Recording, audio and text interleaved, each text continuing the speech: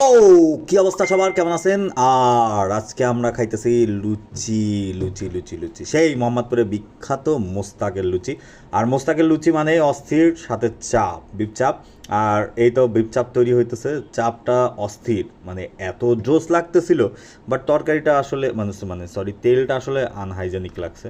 তেলটা আসলে মানে কড়াইটার অবস্থা দেখে খারাপ লাগছে। বাট যাই হোক, মোটামুটি বেশ ভালোই ছিল।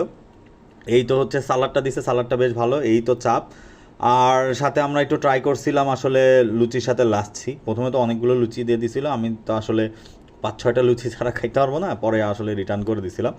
আর এই তো লাচ্ছি, লাচ্ছিটা আসলে অ্যাভারেজ লাচ্ছি, এত বেশি হাই কোনো কিছু ছিল না, বাট হচ্ছে যে প্রাইসটা বেশি ছিল।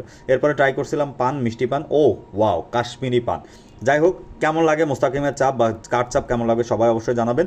আর অবশ্যই আর কে র্যান্ডমের পাশে থাকবেন, সাপোর্ট করবেন, বেশি বেশি লাইক কমেন্ট শেয়ার করবেন। ভালো থাকবেন সবাই, টেক কেয়ার।